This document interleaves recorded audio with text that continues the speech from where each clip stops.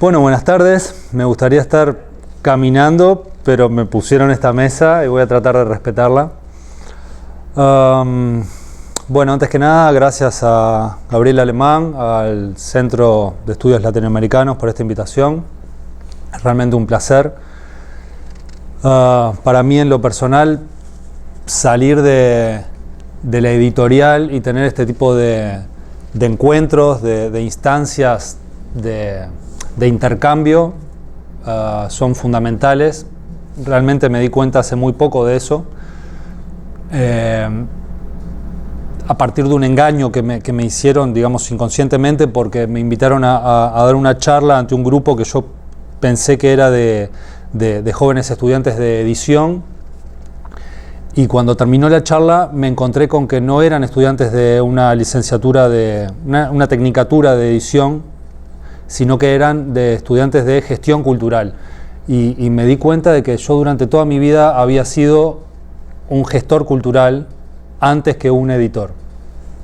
Y fue como el puntapié inicial para empezar a tocar puertas y casi que pedir, por favor, invítenme a ese tipo de instancias en las cuales yo puedo salir de la editorial y pensar sobre lo que hago, y hablar sobre lo que hago, y leer sobre lo que hago, porque lamentablemente el resto de mi vida es tratando con autores, publicando libros, leyendo literatura, y eso es casi como estar en una cueva sin pensar lo que yo hago desde afuera. O sea que eso fue hace 4 años, y por suerte anualmente voy a esas charlas, donde voy feliz, radiante. Ahora sí ya me invitan al de edición, sigo yendo al de gestión.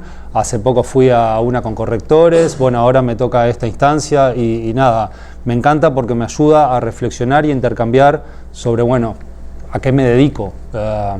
Yo soy autodidacta. En Uruguay no existen, o hasta hace muy poquito no existían maneras de estudiar la edición propiamente dicha. Incluso la tecnicatura de corrección de estilo tiene 5 años, 7 años. O sea, recién hay como una formalización en mi país, en Uruguay, de esta noble tarea que es la de corregir, la de trabajar textos de autor y trabajar con literatura profesionalmente. Así que bueno, empiezo.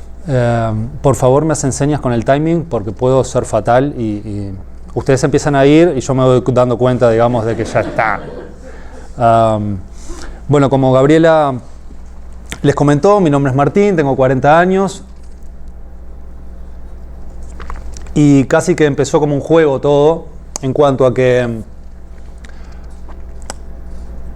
cuando terminé mis estudios secundarios me di cuenta de que en verdad no quería estudiar letras, no me interesaba ser docente, aunque mi gusto era la literatura. Y lo más cercano que encontré fue la lingüística, y me puse a estudiar lingüística. Pero en un momento me encontré peleándome con los docentes, porque digamos, la lingüística en Uruguay, por ejemplo, en el año 98 no necesitaba de la semiótica, por ejemplo. O sea, prescindía de la semiótica, y para mí era como era imposible de pensar, digamos, que en una carrera como la lingüística se desestimaran los signos visuales, audiovisuales. Y por ahí, bueno, para no ser tan drástico en esa lucha, en esa pelea, me metí a hacer materias en ciencias de la comunicación y a estudiar un poco de sonido y técnicas audiovisuales, pero sin ser, digamos, un realizador audiovisual, sino simplemente conocer las técnicas de comunicación. En verdad voy un poquito más atrás, o mucho más atrás. En mi familia, yo no vengo de una familia de grandes lectores, o sea, en mi familia no había una gran biblioteca, pero bueno, como casi todo en la vida, lo que me pasó fue encontrarme con 1, 2, 3 personas que me inyectaron un cierto gusto por la literatura. Concretamente, en segundo, tercer año de secundaria, un profe de liceo, como se les dice allá, de liceo, de secundaria, nos puso delante a una persona de 20 y pocos años y nos dijo: les presento a un escritor uruguayo. y para mí fue como un escritor uruguayo. Bueno, él escribió tal libro, leímos tal libro y fue, existe algo llamado escritor que está vivo, que vive en una ciudad chiquita como Montevideo, que es joven, y la literatura ahí para mí pasó de ser parte de un museo a ser algo que estaba vivo y que se estaba escribiendo en mi ciudad sobre una generación que era 10 años más grande que la mía. Y el año siguiente me tocó otro profe, poeta, que nos empezó a tirar lecturas y a tirar lecturas y a tirar lecturas y era ¡guau! Dame eso que me está encantando. Y cuando quisimos acordar ya no importaba la clase en el colegio, sino que lo que más disfrutábamos era ir enfrente a tomar un café con él y charlar y que nos diera textos y anotar todo lo que nos decía tipo nerd pero bien. Es decir, nada, conocer autores, ¿no? Y que referenciara autores. Bueno, hoy con mucho orgullo les puedo decir que esos dos, digamos, ese poeta Luis Bravo y ese escritor que me presentaron, Gabriel Peveroni, yo soy el editor de ellos hoy por hoy y desde hace un tiempo, desde hace ya 10 años. Y cuando les decía que todo empezó por casualidad fue porque a partir de esos contagios en la literatura, como muchos adolescentes, a los 17 yo me encontré escribiendo mucha poesía y leyendo mucha poesía experimental y mucha poesía sonora bueno, ahora gracias a este viaje conocí Nueva York y entré en una librería increíble de usados donde lo que hice fue ir a llevarme todos los autores que yo había leído a los 17, 18 años, pero en inglés, o sea que yo había leído en español, Cummings, Pound, o sea, nada, me llevo todo eso en inglés, porque allá no llega nada, allá lo que llega en inglés son basura. Y bueno, yo leía traducciones al español. Y bueno, y cuando quise acordar, tenía mucha poesía escrita y participaba de lecturas y ciclos de poesía. Los poetas tienen esa suerte, ¿no?, de tener espacios que los narradores no tienen, que son los espacios de los ciclos de poesía, ¿no?, donde uno puede ir y leer y decir hola, me llamo fulano y voy a leer un texto y se planta y lee, que los narradores no tienen esas instancias, o al menos en Uruguay no hay revistas literarias como para publicar un cuento, un relato, un avance, una novela. Y lo que me pasó fue que, digamos, me di cuenta que a mí no me interesaba para nada eso, ¿no? Hola, me llamo Martín, les voy a leer un texto mío. Y lo que hice fue inventar un alter ego y me inventé un señor que escribía que se llamaba Miguel Alba. Entonces eso me distanció y me dio como una seguridad y una posibilidad de salir a mover la poesía de ese buen hombre, Miguel Alba. Entonces, bueno, a partir de ese momento, ya con 17, 18, yo lo que hacía era producir, gestionar, decir, hacer todo por la obra de ese señor Miguel Alba, lo cual me daba un alivio brutal porque realmente era como una máscara donde yo podía leer un poema que referenciaba a Superman y yo no era Superman, era un texto poético, porque se daba eso también, ¿no? La distancia con la poesía, o cierto prejuicio de que la poesía es autorreferencial, personal, y bueno, eso a mí me marcaba una distancia buenísima. Yo podía leer un texto donde referenciaba bueno, no quiero decir cualquier disparate, pero bueno, creo que ya me entendieron, ¿no? Y yo no era el que decía eso, era un poema, era una obra, o sea, no, ok.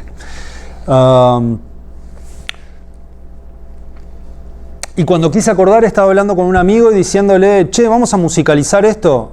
Claro, y 2 o 3 veces por semana nos juntábamos a hacer música y yo lo que hacía era leer y jugar, bla, bla, bla, bla. Me encantaba Jack Blanc y Kurt Schwitters y la poesía experimental a todo nivel, ¿no? Visual, sonoro, audiovisual. Descreía del libro en papel, o sea, quizá por no venir de una familia con una gran biblioteca y para mí el libro era un soporte más, un formato casi en desuso y se me hacía mucho más fácil pensar en poesía en una galería donde uno iba caminando, no en una galería, pero en un espacio, una sala donde uno iba caminando y se encontraba con un poema visual que se tenía que ir corriendo para ir leyéndolo e irlo armando, o que uno entraba en un lugar y estaba sonando algo, y lo mismo con un video, y bueno, pero nunca en libro. O sea, el lomo para mí era, no. Y bueno, y a partir de ese trabajo con este amigo músico, nos encontramos, cuando quisimos acordar estábamos armando un espectáculo con una bailarina que hacía sombras chinas detrás de una tela y con otro amigo que tiraba diapositivas con frases y era un espectáculo. En aquel entonces se llamaba multimedia, o sea, la época del CD-ROM. ¿CD-ROM? Ustedes no saben qué es un CD-ROM. ¿Vos sabés qué es un CD-ROM? No, está, bueno. O sea, yo me compraba la enciclopedia británica en CD-ROM.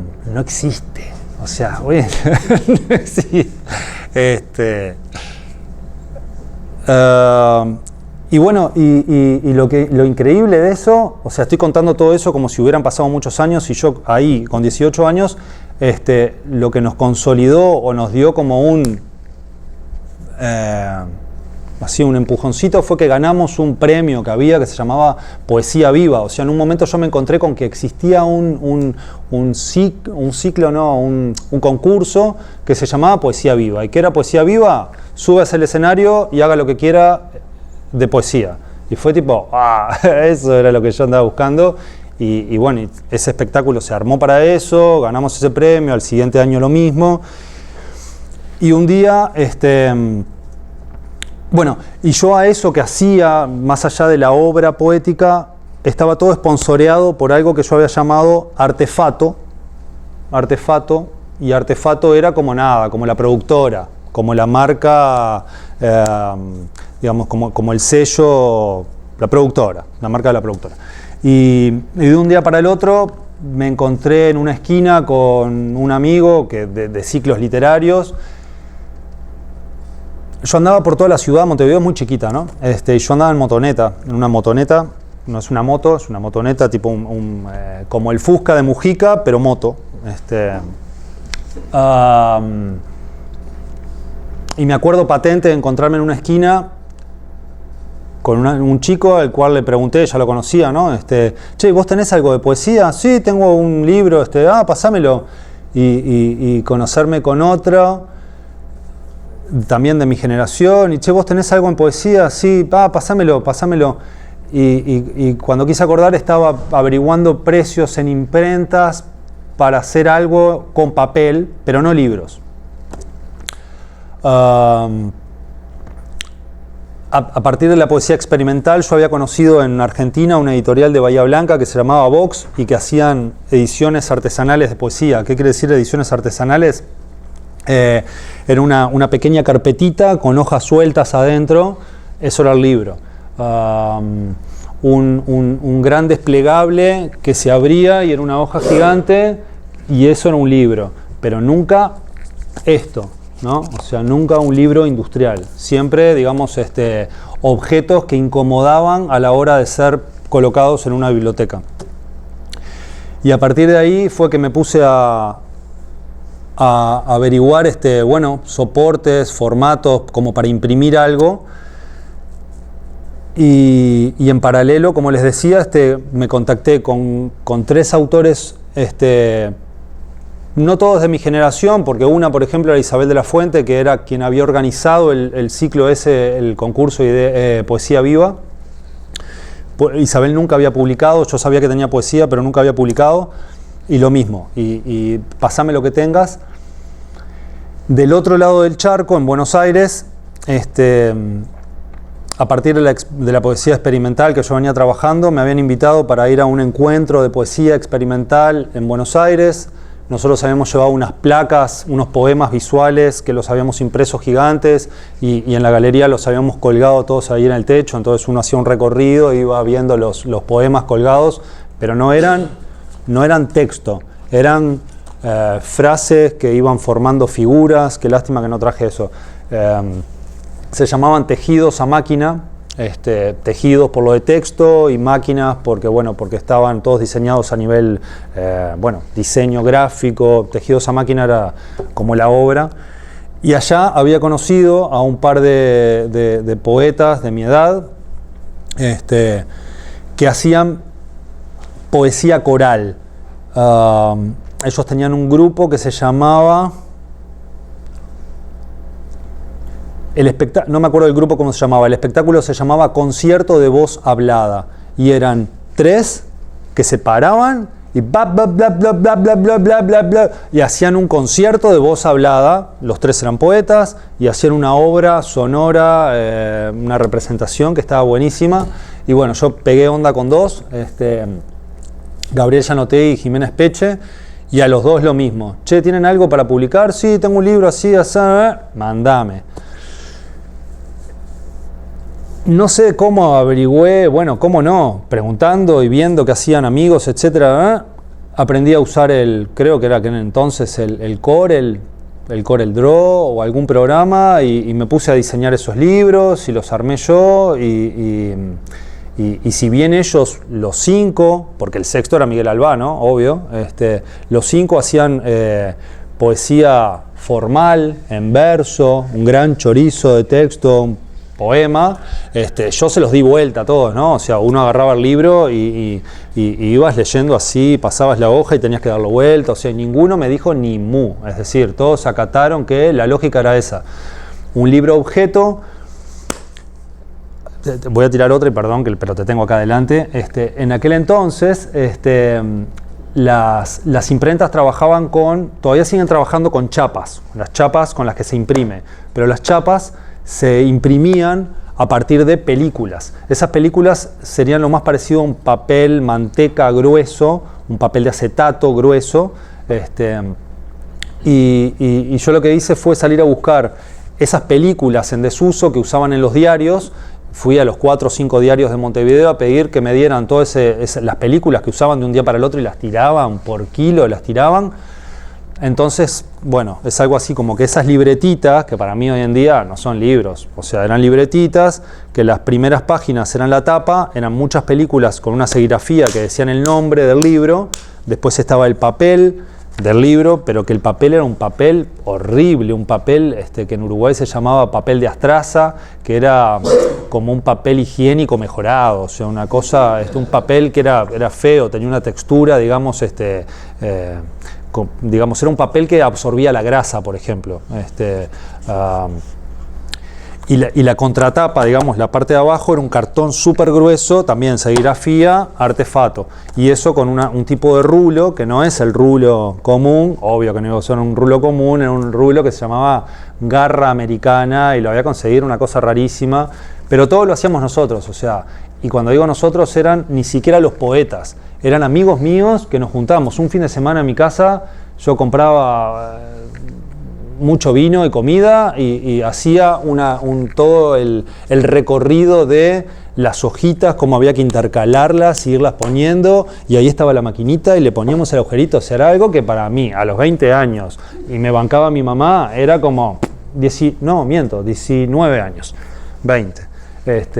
Era como, mamá, ¿cuándo te vas? El fin de semana. Perfecto, muchachos, los necesito. Y ese fin de semana a hacer libros. Eso se llamó AE6. AE6.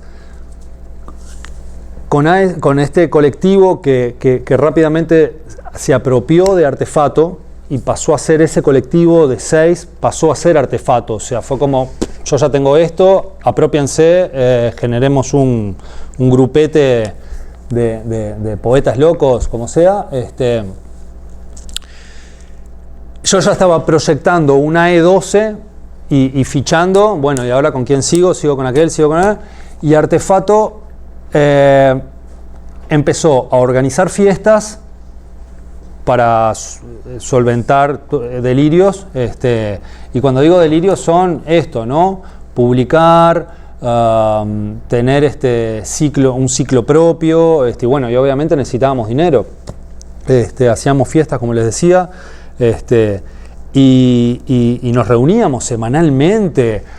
Yo no sé ni qué hacíamos, pero hablábamos de poesía y de que había que hacer cosas, ¿no?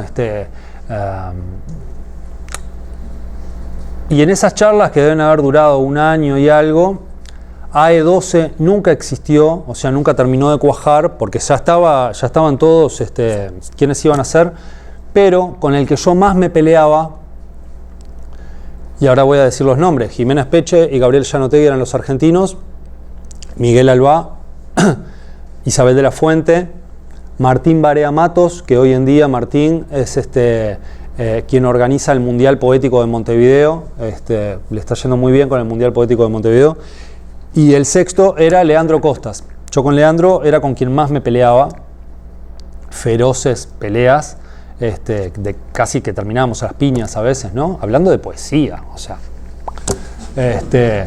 Y con Leandro fue con el que nos terminamos agarrando y diciendo: vos y yo tenemos que hacer una editorial. Y con Leandro como que el colectivo siguió, pero se generó una sección editorial, digamos, donde, bueno, los que más perfil empresarial teníamos éramos él y yo, y con quien nos mandamos un laburo alucinante, ¿no? En ese mismo plan salimos a fichar a todos los referentes de cada generación en poesía, desde los mayores, y los mayores eran Enrique Fierro, Roberto Chavarren, Eduardo Milán, Luis Bravo, Tatiana Oroño. O sea, eran realmente los pesos pesados de la poesía uruguaya. Una generación menor, o una generación y medio menor, que también eran autores, digamos, que ya tenían cierta trayectoria, que ya habían publicado, pero que ya rondaban los 40 años.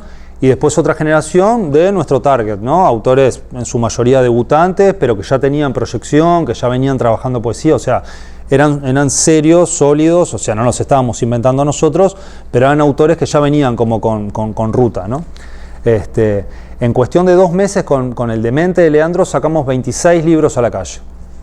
Y eso fue una bomba, realmente, porque en una ciudad donde no pasaba nada en materia de poesía, como les decía, yo andaba en la motoneta para todos lados, pasaba con la remera de Artefato, o sea, me comía el mundo. Con 22 años yo ya estaba en plan... y nos iba buenísimo, nos iba bárbaro. O sea, uno entraba a una librería cualquiera y había en el mostrador un exhibidor. Nuestros exhibidores eran... Una vez conseguí en una casa de remates, no sé cómo se le dicen acá, una casa de antigüedades, unas cajas de transformadores viejos. Compré como 30 cajas de transformadores viejos que los pinté, y ahí poníamos los libritos para que los libros nunca los mandaran al estante. O sea, mi mayor miedo era que el libro terminara así en un estante, ¿no? El libro tenía que estar arriba del mostrador, o sea, la gente se tenía que dar de bruces contra el libro. Y logramos eso, que fue increíble. Y casi les diría, yo soy muy inconsciente de aquel entonces, ¿no? Pero casi les diría que hicimos dinero vendiendo poesía. Es decir, publicamos muchísimo. O sea, así arrancamos. Para mí Artefato estuvo buenísimo porque, bueno, como les decía, yo soy de autodidacta, aprendí todo, no sé cómo, pero aprendí a hacer todo, y Artefato para mí fue como la escuelita del crimen, ¿no? O sea, ahí perdí plata por todos lados, aprendí cómo perder plata bellamente, ¿no? O sea, publicamos guiones de cine, que en Uruguay nunca se habían publicado guiones de cine, publicamos libros de teatro, que en Uruguay lo que se publicaba de teatro era espantoso. Cuando digo espantoso, no por la calidad de lo que se publicaba, sino cómo se publicaba. Y nosotros, en ese sentido, digamos, como que supimos rodearnos y ser aconsejados, y fuimos como los niños mimados. En ese sentido yo me siento muy agradecido porque porque es rarísimo, pero no nos decían que no. Es como que, como nadie hacía nada, ¿cómo le iban a decir que no a dos pibes que se la estaban currando de una manera divina? Porque realmente, o sea, dejábamos todo en la cancha. Hacíamos prensa de poesía, o sea, nuestros libros de poesía eran reseñados en la prensa, o sea, algo impensable. O sea, y bueno, y ahí nos mandamos un campañón en Artefato, hasta que con Leandro, en 3 años, o sea, muy rápidamente, nos dimos cuenta de que así publicáramos al premio Nobel, iban a seguir siendo los libritos de los pibes de Artefato. Y bueno, casi que como lo que le pasa al Mario Bros, que por más que se coma el honguito, ya sabés que no va a saltar más de eso. Bueno, como que sentíamos eso, ¿no? O sea, que así metiéramos un re-gol, no iba a pasar nada. O sea, y bueno, y decidimos separarnos. Artefato ya había cerrado hacía tiempo, o sea, sin nosotros, con la cabeza en el colectivo y solo metido en la editorial. Artefato había caído solo. Y de una manera súper en paz con Leandro decidimos bajar cortina de Artefato. Nos tomamos 6-7 meses como para cerrar cada uno de los proyectos que teníamos en Artefato. Y obviamente nos íbamos a seguir dedicando a eso, ¿no? Él lo sabía, yo lo sabía. Y fue como una transición en paz, es decir, como un buen divorcio. Teníamos ahí un hijo que llevar adelante, pero estuvo muy bello. No nos decíamos demasiado, pero nos cuidábamos y nos respetábamos mucho. Entonces, ese año 2006, hacia el 2007, digamos, mi cabeza estuvo metida en desarrollar un sello editorial que no pareciera uruguayo. Que no pareciera uruguayo a nivel estético, que no pareciera uruguayo en cuanto al tipo de autor que iba a publicar.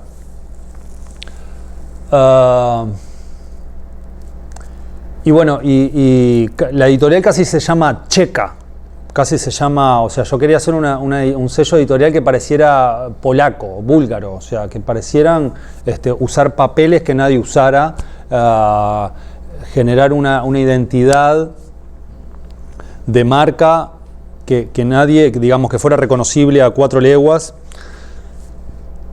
Y estuvimos un rato trabajando con Juan Carve, que fue el inventor de las rayitas de en principio, digamos, acá no hay ninguno ahora, pero en principio este sería como lo más parecido, aunque en los libros originales de el auto nunca hubiera salido de la etiqueta, ¿no? O sea, y Stramil nunca hubiera estado acá, o sea, era mucho más sobrio, era solo una portada, digamos, una cubierta a rayas paralelas con etiquetas de colores fluo.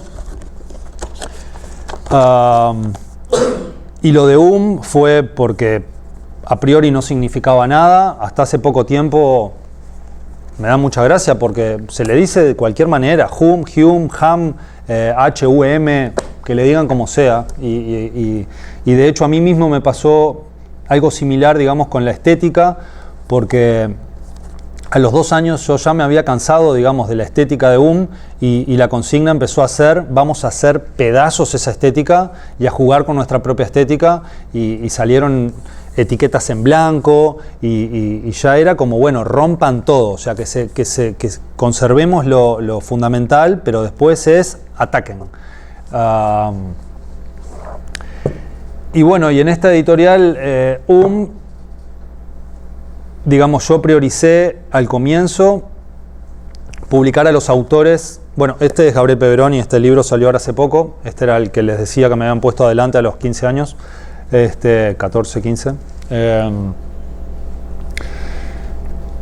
O sea, cuando fui a arrancar, cuando me di cuenta de dónde estaba el inicio, por lo menos, lo que hice fue ir a buscar a los autores que yo amaba, ¿no? Que yo amaba en el sentido de que para mí eran los los autores del futuro, o por lo menos esos tipos que cuando faltaran todos iban a decir, uff, ¿cómo no les dimos bola, ¿no? O sea, lo que pasó con Lebrero. O sea, Lebrero se murió teniendo libros inéditos. Nosotros publicamos a Lebrero antes de que fuera Lebrero, es decir, antes de que Random House viniera y comprara toda su obra y que pasara todo el boom Lebrero.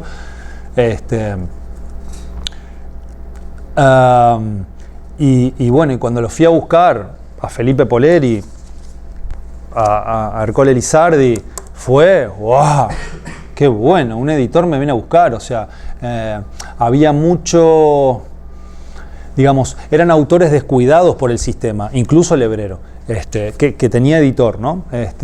Me saco el sombrero por el editor de Lebrero porque realmente, digamos, él fue consecuente cuanto pudo por continuar la obra de Lebrero, que no era fácil, ¿no? O sea, que te cayera un autor que se jactaba de vender 200 ejemplares con un libro como la novela luminosa de casi 700 páginas, es como cuando Bolaño con 2666, que se la quisieron partir en 5, bueno, la novela luminosa casi sufre esa división que Lebrero no permitió, por suerte, pero bueno, pero para un editor que sabe que ese autor no vende más de 200 ejemplares, publicar un libro de 700 páginas era... De hecho, no la publicó. Es una novela póstuma, la novela luminosa. Se publica 2 años después de muerto Lebrero, ya cuando viene el Random House a llevarse todo, ¿no? Entonces, bueno, volviendo, nosotros abrimos la editorial en el 2007 con obras de Felipe Poleri, de Ercole Lizardi, de Elvio Gandolfo. Hoy decía lo de Artefato, ¿no? Si Artefato publicaba el Nobel, o si Artefato publicaba la novela luminosa, o publicaba... Nosotros arrancamos la editorial, el sello publicando un inédito de Torres García, de Joaquín Torres García, un inédito de 1919 que se llamaba New York, sobre su viaje desde España a Nueva York, en plan, vamos al nuevo mundo, un diario de viaje hermoso, una bitácora de viaje, donde él va con toda su familia, abandona España, vamos a la manzana, que ahí está la nueva vida, y su hartazgo, y esto es una porquería, y nos volvemos de nuevo. O sea, La cabecita de Torres García, ¿no? Un libro alucinante que se vendieron 2.000 ejemplares en 2-3 meses, y eso fue en Para mí ese libro en Artefato no hubiera pasado nada. Y bueno, eso fue el comienzo de Pero claro, muy rápidamente yo también lo que me di cuenta fue que todo bien con ese proyecto donde yo quería, digamos, publicar a los All Stars uruguayos y a ese Dream Team de autores que a mí me encantaban en narrativa, y que cuando faltaran todos iban a sufrirlos y a llorarlos, pero yo quería seguir publicando poesía, yo quería seguir publicando libros de teatro, yo quería seguir publicando libros que yo sabía que no se iban a vender, pero que era necesario que fueran publicados. Y bueno, y fue inevitable pensar en un segundo sello, una segunda marca, una segunda grifa, que por lo menos a nivel de identidad visual no tuviera mucho que ver con o sea, que no fueran reconocibles como 2 sellos de la misma empresa. Y ahí fue que pensamos en Estuario. Estuario que, bueno, nada, a priori no tiene nada que ver con eso, más que la tipografía y no siempre. Y en Estuario, por ahí al principio, en los 2-3 primeros años, salían más textos por que por Estuario, aunque en yo lo que siempre me planteé fue tener 3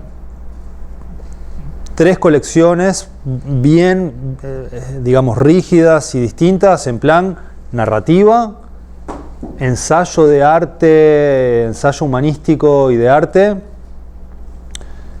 y poesía internacional, pesada, ¿no? Y en Estuario Estuario es una editorial. casi que parece una colección, es decir, por lo menos hoy a la luz de, así con el diario del lunes, como se dice en Uruguay, a la luz de la historia, digamos, uno mirando, Estuario es claramente una editorial. En Estuario yo me divierto muchísimo más, yo me siento mucho más a gusto en Estuario que en porque es donde podemos invertir en cosas extrañas, apostar a autores nuevos, a reeditar libros que por ahí a mí no me interesan, pero que respeto muchísimo lo que hace el autor o la obra en sí. En Estuario sacamos mucha novela gráfica, mucha poesía, mucha narrativa de autor joven, nuevo, experimental. Salen, digamos, un verano, por ejemplo, en el 2010, nos encontramos leyendo originales y nos encontramos con que había 3 libros de los que queríamos publicar para ese año que eran novelas policiales. Y Marcela, que trabaja conmigo, me dijo, che, ¿y si abrimos una colección de novela negra? Le digo, yo no tengo idea de novela negra. Me dice, yo sí, yo la abro, yo la dirijo. Marcela, tuya. Se llama Cosecha Roja y hoy Cosecha Roja es, digamos, hoy, desde aquel entonces, ahora, esta parte, ya casi 10 años, es la colección de novela negra uruguaya y se la conoce muchísimo y tiene como vida propia. Casi que les diría que es como lo de que parece una colección. Bueno, Cosecha Roja ya va por los 25, 30 títulos de novela negra y va muy bien. Y no solo de autores uruguayos, se han publicado autores del extranjero también. Hace 2 años, en la vereda, como ocurre la mayor de las cosas hermosas, conversando con alguien, me dijo, che, a ver, tendrías que tener una colección de libros sobre música. ¿Libros sobre música? Mirá, sí, puede ser, yo ya tengo algunas cosas sobre música. No. Una colección como la inglesa, como la 33 1/3, que es sobre discos. Y son libros sobre discos. Y cada libro es sobre un disco. Y a partir de ese disco, el autor hace lo que quiere, pero focaliza en un disco. ¡Qué bien! ¿Te gustaría dirigirla? Sí, claro. Esa colección es hermosa, se llama Discos y ya va por el 10º título y es preciosa porque justamente es eso que les acabo de decir. O sea, yo siempre digo el mismo ejemplo, siempre doy el mismo ejemplo. Uno le da el mismo disco a 10 personas distintas y las 10 personas van a hacer 10 libros distintos. Y uno va a hacer un ensayo duro y rígido y el otro va a hacer una obra periodística de pregunta-respuesta y el otro puede hacer una cosa mucho más subjetiva y hay otro que por ahí escribe una novela y hay otro que... Y está buenísima esa colección. En principio nuestra idea era cubrir los ineludibles de Uruguay, pero ya se nos fue de las manos y hace poco salió el Octubre de Los Redondos de Ricota, que no sé si alguien conoce a Patricio Rey y Los Redonditos de Ricota, pero bueno, es una banda emblemática de Argentina y el Octubre es el disco de Los Redondos y ese disco explotó y lo hizo un autor uruguaya y ese libro sobre ese disco explotó y en Argentina tuvo muchísimo éxito. Bueno, eso por el lado de Estuario, ¿no? O sea, que me divierte muchísimo. Estuario, hoy por hoy, y creo, sin equivocarme, que desde hace 3-4 años publica 3-4 veces más que factura 3-4-5 veces o más que está en venta, si lo quieren comprar. Pero me interesa muchísimo eso, ¿no? O sea... no sería raro que en 2 años nos veamos y yo tenga otra editorial y que ya no me interese tanto y que Estuario tampoco tanto y que la otra sea la que me gusta. Y siempre bromeo con eso de, bueno, en Uruguay hay tanto por hacer. O sea, realmente es como el desierto donde nada ocurre. Las editoriales icónicas han cerrado y nadie ha adquirido esos catálogos y para mí es increíble, o sea... Y me encantaría tener una editorial que solo reedite, pero no tengo espalda para todo. En la editorial somos 4, o sea, yo hablo como si hoy en día con 13 años de labor Estuario anda en los 400 títulos y en los 100 y poquitos. Y realmente me encantaría tener otra empresa y otro equipo de trabajo y otro sello editorial y otro equipo de trabajo. O sea, que la gente que está ahora, que siga en Estuario de pero tener otro equipo de trabajo, que le hagan competencia a Estuario de y que, por ejemplo, se reediten textos icónicos del Uruguay, en historia, en ciencias naturales, en tantos rubros.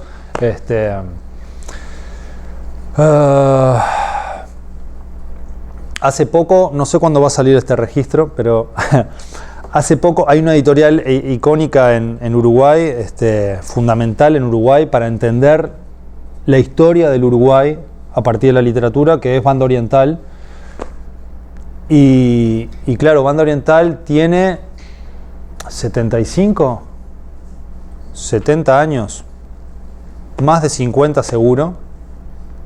Yo creo que sí, que tiene 75 años. O pongamos 50. Inicialmente era una cooperativa, eran 28. Ahora son 2, o sea, fueron falleciendo los señores cooperativistas y hoy en día quedan 2, 3. Y yo tengo muy buena onda con el director de la editorial y somos como muy, digamos, compinches, camaradas, o sea, nos hablamos por cosas. Ellos tienen un club de lectores muy grande y nos compran libros, nos compran derechos de autor para ese club de lectores, entonces nos compran los derechos de Las Arañas de Marte y salen el mes de junio en el club de lectores de Banda. Y no van a librerías, van solo a los 3.000 lectores que ellos tienen. Para nosotros está buenísimo, para el autor está buenísimo porque son 3.000 bibliotecas, 3.000 casas donde nuestros libros no llegarían. Y hace bien poquito él me hablaba de hacer un convenio con Banda y nosotros le dijimos Banda y uno de los proyectos, por ejemplo, es armar una editorial o una colección que se llame Banda, porque ellos no están reeditando libros fundamentales para entender el Uruguay.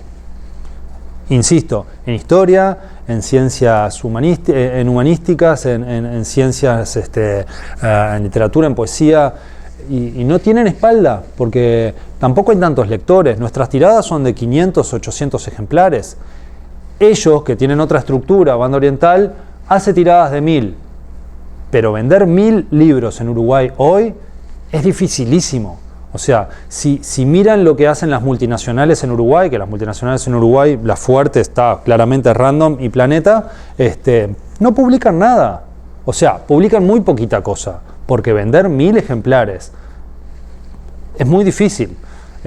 A nosotros no nos cuesta tanto, porque nos la curramos por otro lado, en otros circuitos, pero ellos que son Random House y que tienen un contador que les está comiendo la oreja todo el tiempo y están todo el tiempo peligrando su trabajo, es muy difícil apostar por un libro que venda 1000 ejemplares. Yo por suerte no tengo un contador en la editorial porque me hubiera echado hace 13 años. Entonces, bueno, como que me puedo mandar macanas todo el tiempo y todavía no vino el contador. Lo de Banda puede ser buenísimo.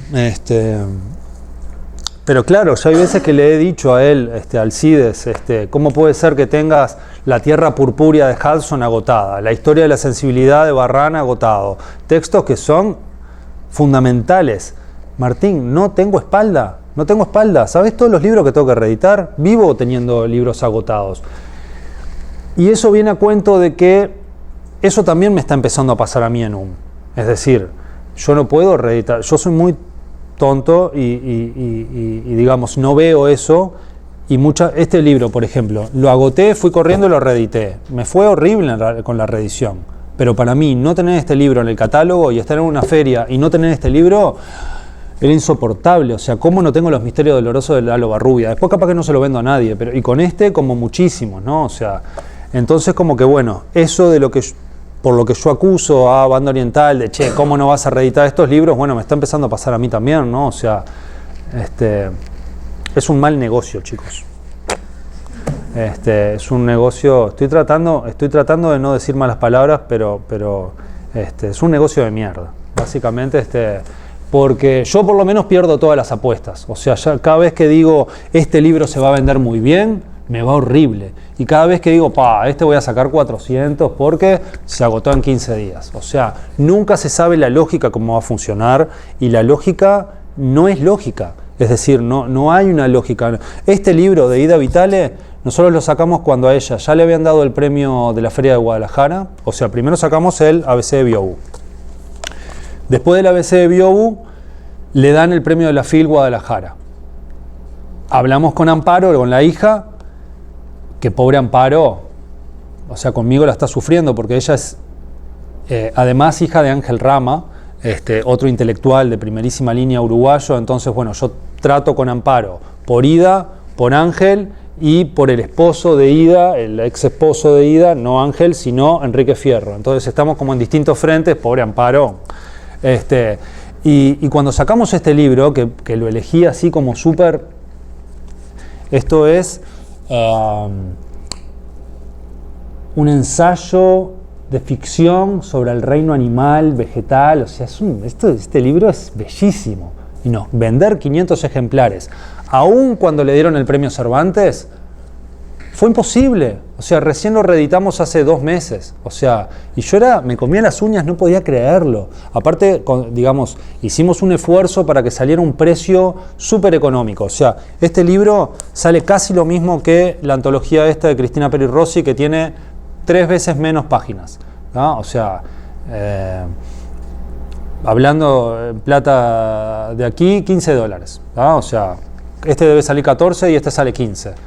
Y vender 500 ejemplares del premio Cervantes en Uruguay, de una autora viva que ganaba ese prestigioso premio, fue imposible. O sea, recién hace poquito. Entonces, para que tengan una magnitud también de que yo vengo de un país donde esto quizás le suene a cháchara, ¿no? Pero no se valora lo nuestro. Es decir, en Argentina, por ejemplo, se leen mucho a sí mismos. En la Argentina hay una cultura de leer al argentino, y ellos se leen a sí mismos. Y hay una industria, y no es por los Kirchner, no es por el proteccionismo es porque realmente se leen autores argentinos en Argentina. En Uruguay nosotros tenemos una pequeñísima librería, y a veces, digamos, por H o por B, a mí me toca estar ahí. Hola, ¿qué tal? ¿En qué te puedo ayudar? No, necesito hacerle un regalo a alguien. ¿Y qué le gusta? Novelas policiales. Mirá, te voy a mostrar una colección de novelas policiales uruguayas. No, uruguayos no. Y es como que les estás ofreciendo el clavo que tenés ahí, ¿cómo se dice el clavo? El desecho, lo que te sobró. Y no, pero mirá que está bueno, mirá que este libro nosotros le vendimos los derechos a una editorial alemana.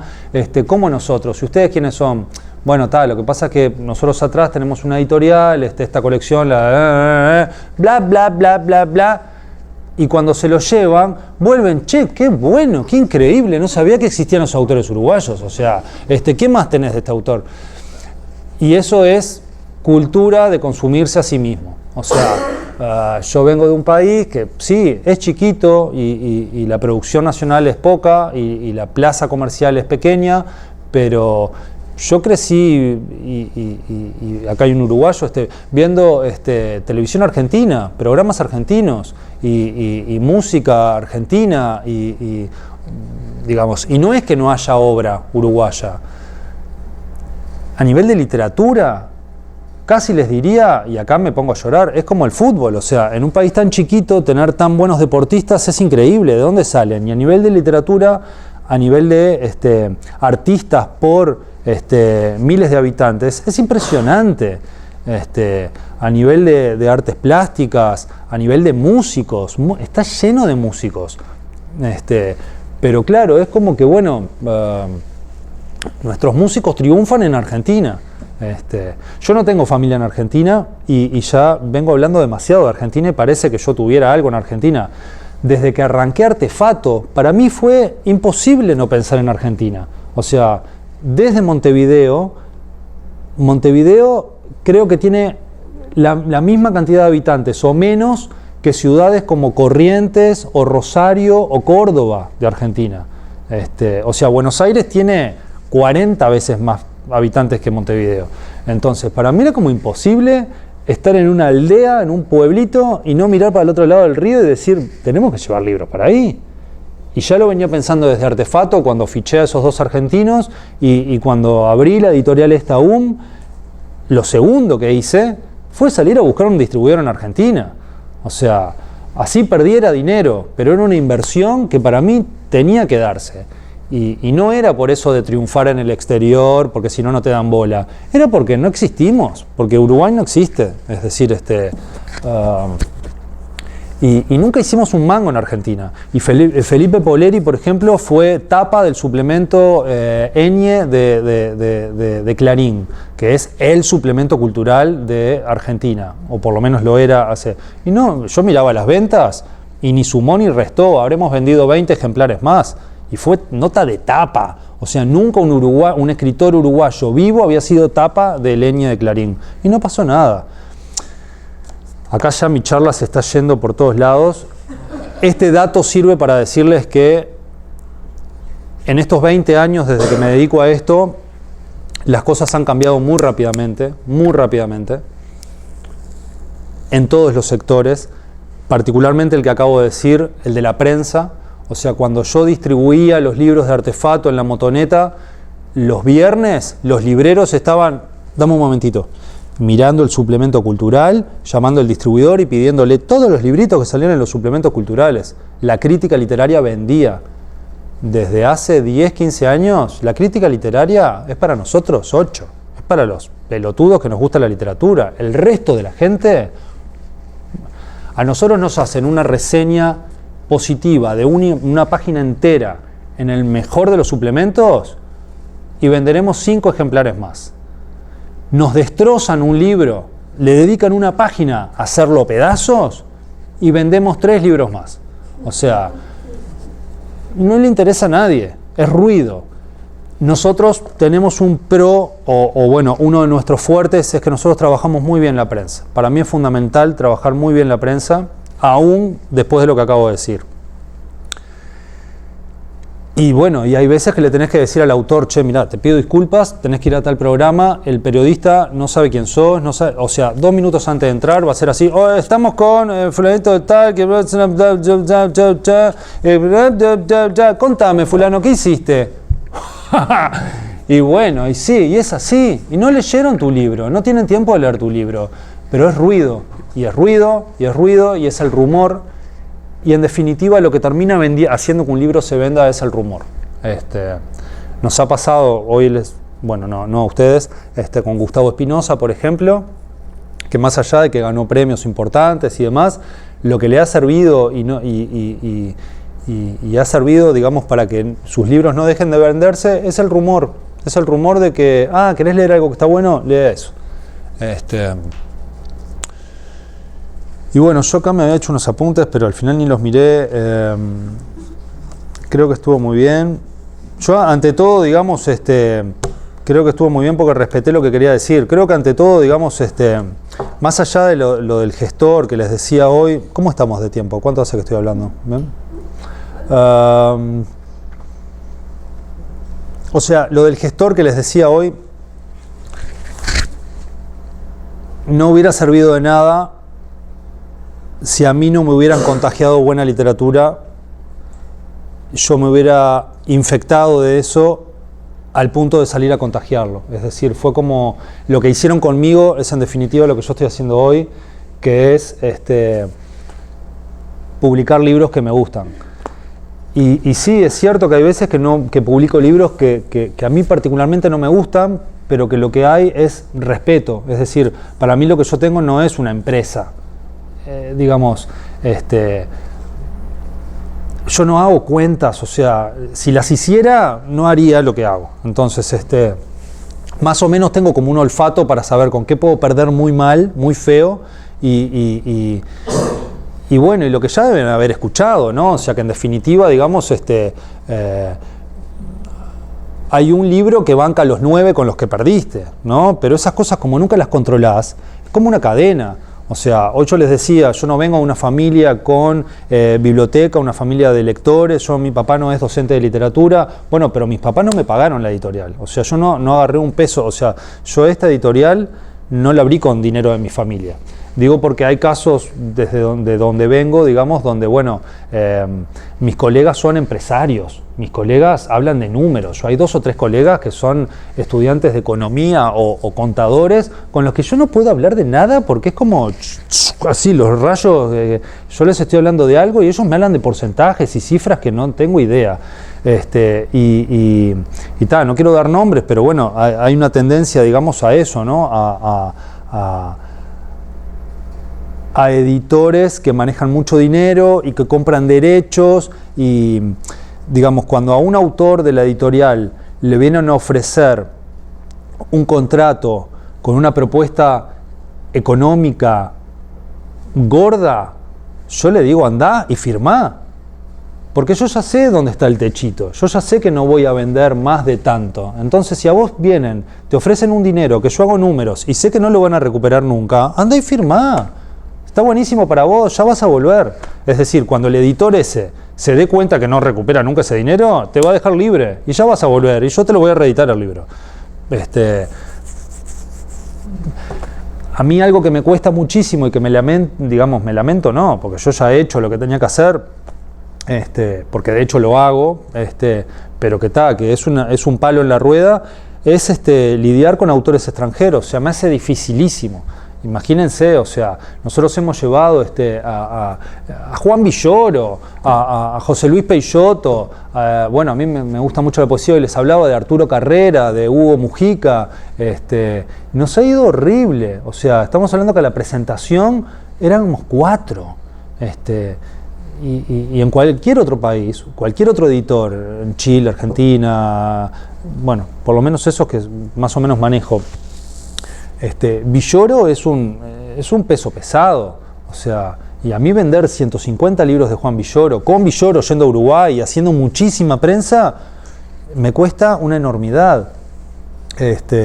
Nosotros no trabajamos ediciones pagas, o sea, con el Instituto Camões hemos logrado algunos apoyos a las traducciones, porque muchas veces las traducciones salen más caras que la propia edición, que la propia impresión propiamente dicha, pero aún así, cuando tenés todo pago, es bueno, lo hice por amor al arte, como hago todo, ¿no? Pero en definitiva, cuando uno tiene que poner en la balanza, bueno, ¿qué hago? ¿Sigo cuidando a los autores a los que amo o intento traer a este autor internacional que está buenísimo y me encanta? Y si tengo que elegir, yo quiero seguir cuidando a los que me gustan, porque si no después se van a morir con libros abajo de la cama o se van a enojar. Conozco autores, lidio con autores, que no quieren escribir más porque ¿para qué quiero escribir si nadie me lee? Y es tremendo, para mí es horrible. O sea, cuando yo abrí en el 2007, yo fui a buscar a un autor que para mí era clave para entender la literatura uruguaya, que era Daniel Mella. Daniel Mella había publicado su primera novela con 17 años, su segunda novela con 18, y con esa segunda novela ya fue año 97, cuando la ficción se vendía. A ver, y esto es un paréntesis, en parte nosotros somos lo que somos porque la ficción no vende y porque ahí no hay dinero. Si diera dinero, ahí estaba Random House, ¿tá? Pero como la ficción no da dinero, ahí estamos nosotros. Cierro paréntesis. Entonces, en aquel entonces, hasta el 2000, las multinacionales se la jugaban, digamos, para publicar autores nacionales, etc. Daniel Mella en el 98 publica su segunda novela, Derretimiento, y es como, wow, la nueva promesa de las letras uruguayas, viene Random House. A ver quién es. Random House no, en aquel entonces era Alfaguara. A ver quién es este chico, se lo llevan. Lo llenan de papelitos, lo inflan de humo, a ver qué es lo que tenés, le juntan 2 novelas breves, se las juntan, esto es un libro, sí. Daniel explota al punto de que del 2001, o sea, él no escribió por 13 años, se fue, desapareció, veía un lápiz y lloraba, o sea, desapareció, se fue, se quemó con leche. Yo lo voy a buscar y él era como, cierto, yo era escritor, sí, ¿y vos qué? ¿Querés reeditar mis libros? ¡Pah, qué loco! Sí, bueno, a mí me parece, bueno, sí, hacé lo que quieras. pero vos los tenés, los textos. No, no tengo nada. ¿De qué me estás hablando? No sé de qué me hablas. Él estaba descalzo a 50 kilómetros de Montevideo, en un temazcal, en un viaje, o sea, se había ido a otro mundo. Le llevé una computadora, y bueno, y reconstruyamos eso, ¿no? Creo que escaneamos, digitalizamos, se lo dimos para que los corrigiera, pipupá, él se prestó. Bueno, tiempo más tarde, Daniel, como a los... O sea, nosotros reeditamos esos 2 libros, y Daniel como a los 6, 7 años me mandó: che, Martín, escribí un cuento. ¿Cómo que escribiste un cuento? Vos sos novelista, ¿por qué escribiste un cuento? Y bueno, yo qué sé, me salió un cuento. ¿Cuántos cuentos tengo que hacer para tener un libro?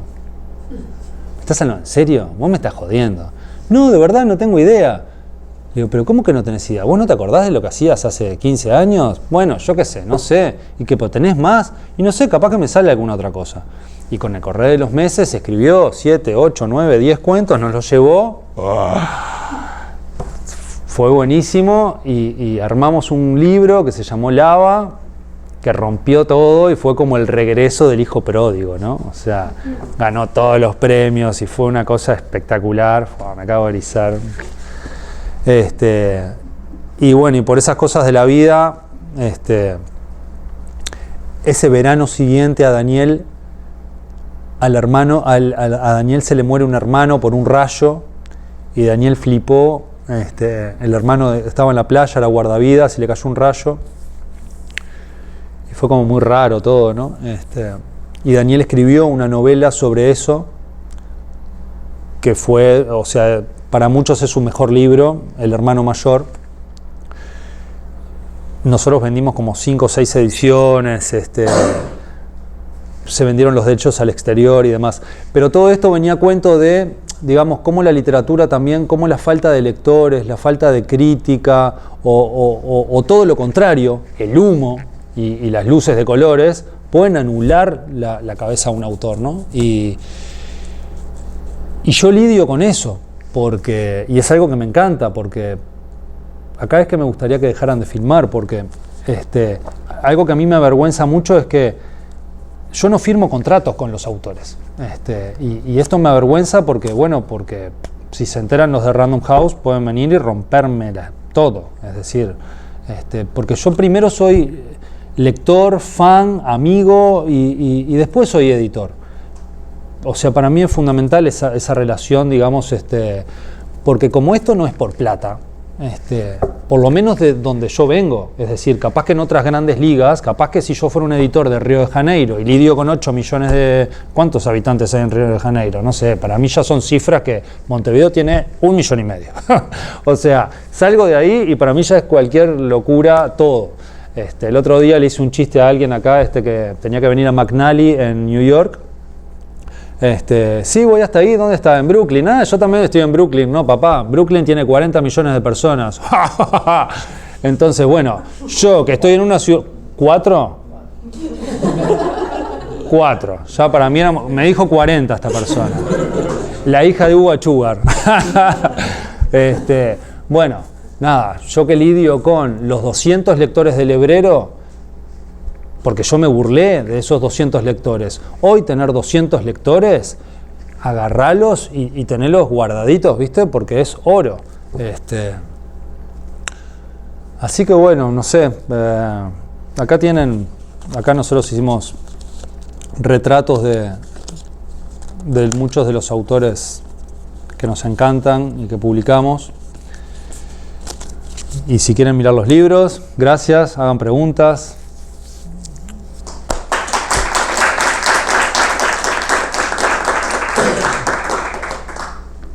Creo que pasé por todas las áreas, ¿no? O sea, prensa, distribuidores. Bueno, no hablé de... ¿Cómo? No, eso es política. No, en Uruguay hay un proyecto muy lindo que ojalá que funcione, ¿no? Que es la Biblioteca País. Depende de un proyecto más macro que es el Plan Ceibal. Y básicamente, digamos, se está trabajando en la educación informática y la digitalización de mucha obra, y esa obra está disponible para todos los uruguayos en cualquier celular con la cédula uruguaya. Pones la cédula y lees libros uruguayos gratis, y eso está buenísimo. Es solo para uruguayos y está bárbaro porque, bueno, para nosotros vender, digamos, digamos, para nosotros producir EPUBs es muy caro, y que esto ya venga, digamos, subvencionado, y que además esté esa plataforma, ojalá que funcione. Está muy en pañales, la gente como que no sabe que eso existe, y para nosotros está buenísimo. O sea, a nivel de bibliotecas, si las bibliotecas en Uruguay, si un 5% de las bibliotecas en Uruguay compraran nuestros libros, nosotros una tirada de 500 ejemplares la agotaríamos al toque. Pero lamentablemente para nosotros, ojalá que no para los lectores, las bibliotecas en Uruguay se abastecen de lo que sus lectores les piden. Y los lectores lo que les piden son basura, enlatados internacionales, Paulo Coelho. Y claro, y ahí si las bibliotecólogas no dicen, bueno, pero yo un 5%, que no es nada, de mis adquisiciones van a ser libros uruguayos, ni siquiera de autores uruguayos, libros uruguayos, sería buenísimo, y no pasa. Y bueno, y ese reclamo que le hago a los bibliotecarios, también se lo hago a los poetas. Si los poetas leyeran a un 3% de sus colegas, una tirada de 300 ejemplares se agotaría al toque.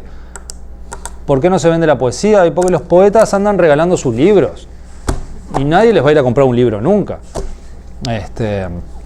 Nosotros no trabajamos en parte por eso también ediciones de autor, porque claro, si nosotros, digamos, es como una lógica muy, digamos, complaciente para el autor, es decir, el autor pone dinero para publicar su libro. Ojo que esto no se da solo en Uruguay, ¿no? O sea, hay grandes poetas muy importantes que ponen dinero para publicar en España, en México, en Argentina. O sea, no es que como Uruguay es chiquito, en Uruguay los poetas se pagan los libros. No, es una lógica que se da, y a nivel, digamos, en otras ligas también, ¿no? A nivel de ciencias humanísticas, ¿no? Textos no sé, si no viene con apoyos, esos libros no salen porque ni siquiera son long sellers, o sea, son libros de nicho, de nichito. Entonces, nada, eso, ¿no? Que no es solo para las bibliotecas, funciona como en todos los ambientes, ¿no? O sea, 500 ejemplares no es nada. En Uruguay hay muchas librerías, o sea, se van a sorprender. Si un día van a Montevideo, se van a sorprender que no caminás más de 10 cuadras y hay una librería. Si no te encontraste con dos. ¿Cómo viven? No tengo idea. O sea, de vender el horóscopo a fin de año, pero están ahí y viven y pagan la luz, y son buenas librerías.